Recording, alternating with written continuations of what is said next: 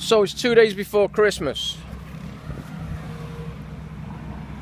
I tried to do some volunteer work. And fuck, you're dealing with fucking egos and agendas and all kinds of shit. You know, all I wanted to do is show up at a shelter and, I don't know, serve food, cook, whatever. You know, in public. Not at anything I need vetting for. And they want to know the ins and outs of a cat's ass. And I'm just like, fuck no, I'm just volunteering here. So, consequently, I'm not volunteering for Christmas. If you were around last July 4th weekend, I did a social experiment. See how hard it is to live as a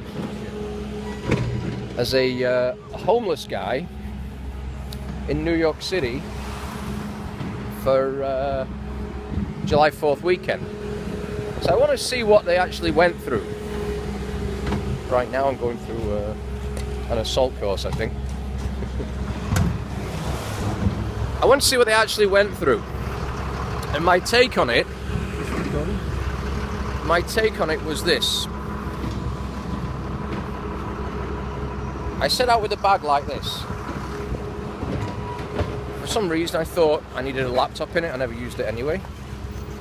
So in the bag I had socks, boxers, change of shorts, toothbrush, deodorant, that's about it. Oh, and a book.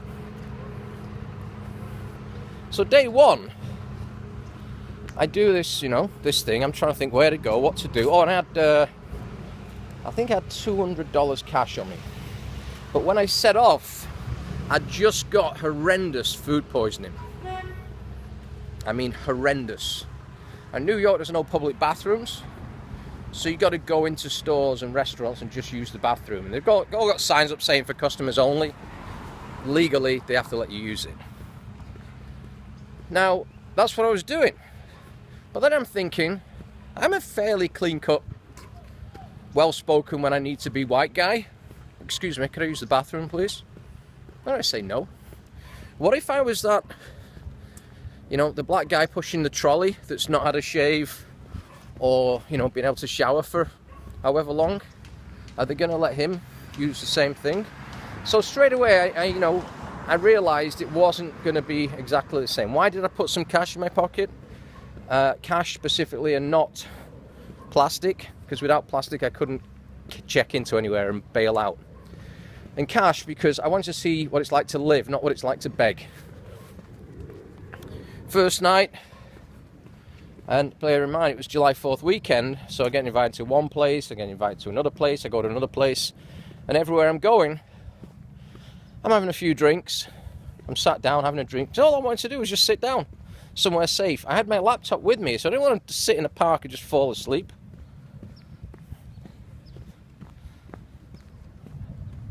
That night, I got on the longest subway. I had nothing planned. I got on the longest subway and basically slept on that, which you see in New York. So the next day, by noon, I'm already planning where to spend the night. So that's something I learned. The anxiety involved was also an issue.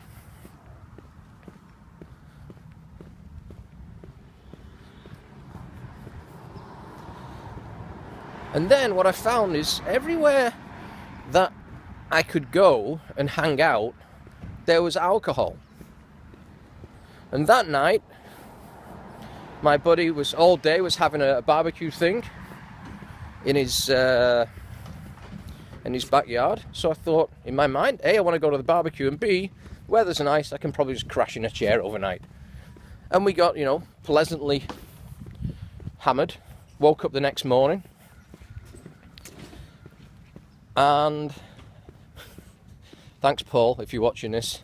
I woke up, there's a 6-pack next to me as the sun's coming up, some crackers and an open tub of hummus, and I was hungry. Now, I wouldn't normally do this, eat an open tub of hummus with an open bag of crackers. However, it was an experiment. Fuck, they were good. And then I drank the 6 beers. Why? Because it was part of an experiment. Paul, I guess, came out the door maybe about, I don't know, I had no watch. My phone battery was, oh, that was the other thing. My phone had died. So I was lost. I had no watch. I have a watch now, but I had no watch. I had no clue what time it was. I'm guessing it's about 10, 11 o'clock. We drink a few more. Actually, quite a few more. And then he's got to go out, so I go to the nearest bar where my friend is working. Because I know all I had to do was last till the end of that day. It was like a 48-hour thing. So I'm sitting in the bar. My friend's not working, which meant I'm paying full price. It's a New York thing. It's nothing, no one's doing anything wrong. It's just a New York thing that tourists won't get. So, you know, I have a bunch more drinks. I think, fuck, I'm drunk. I've got to get out of here and figure out a way home. Realise that the bar hadn't actually been decorated in 24 hours with a different bartender. I was actually in the bar next door by accident. I went to the right bar. I was passing out at the bar, tired. I still had about 3 or 4 hours to go.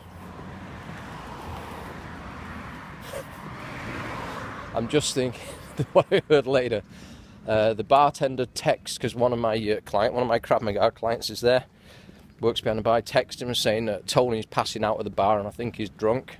If I ask him to leave, will he kill me?